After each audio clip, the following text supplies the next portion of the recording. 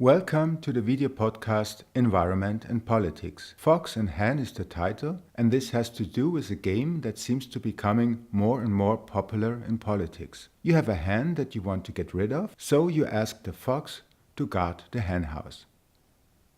Someone who runs this game on a grand scale is this man. For example, when he makes climate change deniers and oil lobbyists the bosses of an agency that should fight climate change. And at the moment, it looks as if the currently strongest fraction in the European Parliament, the European People's Party, is playing a similar game.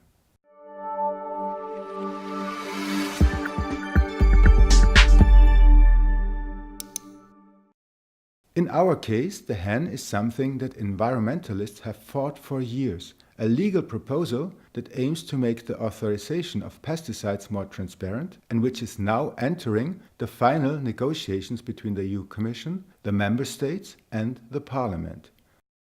But from the Parliament suddenly trouble threatens. The position of the rapporteur, the chief negotiator of the Parliament, became vacant and the European People's Party installed someone who has already twice tried to kill the legal proposal. That makes the Spanish conservative Pilar Ayuso the presumed fox in our story. But let's start at the beginning. It all started with glyphosate, the world's best-selling pesticide. The World Health Organization's cancer agency declared glyphosate a probable human carcinogen, likely to cause cancer. A large number of published studies supported this verdict, but the glyphosate producers, like Monsanto and the European authorities, disagreed. They claimed that the published studies used by the IARC were neither relevant nor reliable, whereas the industry studies showed quite clearly that glyphosate is safe and meets the requirements for approval.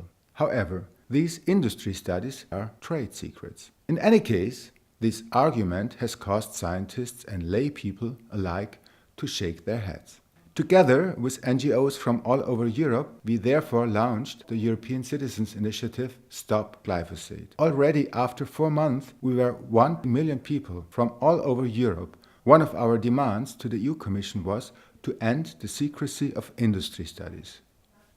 And then something happened that had never happened before. The European Citizens Initiative was responded to by Health Commissioner Vytenis Andriukaitis with a legal proposal that could revolutionize the authorization of pesticides and other chemicals.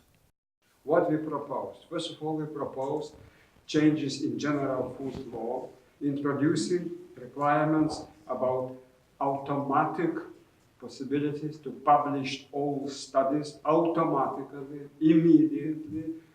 The manufacturers were not happy about this.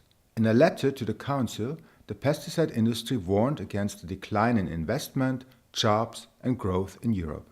It expressed concerns about an extremely limited scope of data that may be treated as confidential. Industry also largely disagreed with the timing of release of the data and demanded that publication takes place only after the authority has taken its decision. Fortunately, neither the Member States nor the Commission have yet been impressed by these arguments. But there was someone in Parliament who listened to industry, the German conservative Member of Parliament Renate Sommer from the CDU, the previous rapporteur for this legal proposal. She included practically all of the industry's core demands in an amended proposal and suggested to postpone the adoption of the law. So we started writing letters too and appealed to the Parliament to stand up against delay and watering down the proposal.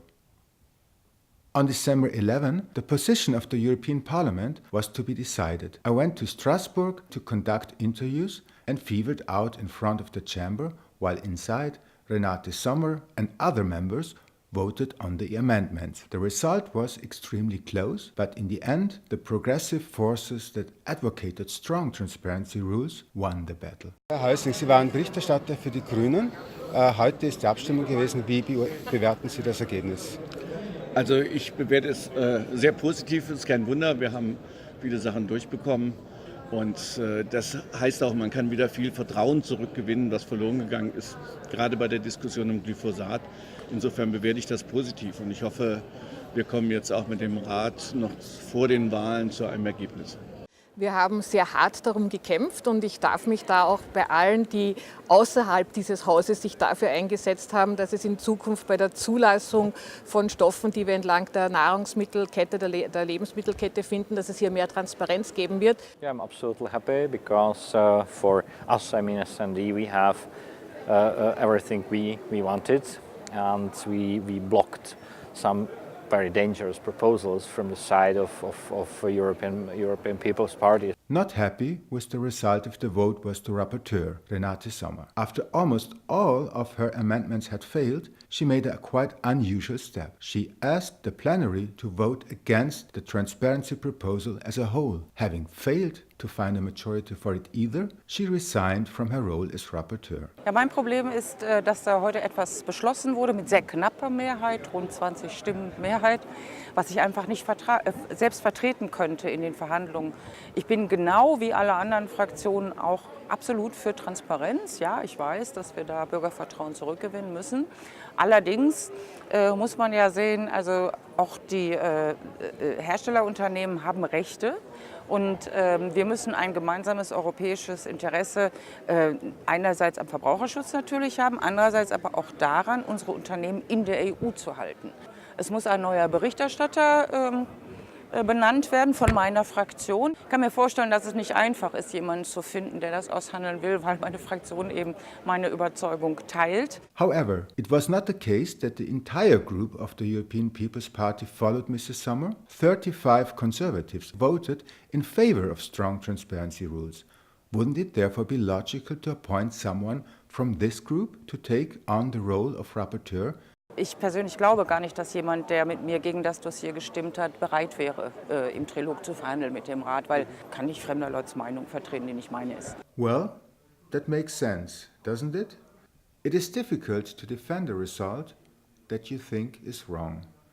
And that raises the crucial question. What led the European People's Party to appoint Pilar Ayuso to the position of chief negotiator, who would have to do exactly that now? Defend the result of a vote that she apparently considers wrong and that she has so far fought against. Many people in Europe would ask this question if the proposed law fails, either by being watered down or by not being accepted at all. But who knows? Perhaps Ms. Ayuso will enter the negotiations constructively and professionally and defend Parliament's vote there. However, whether she's a fox or not will become clear before the European elections in May. We will keep you posted.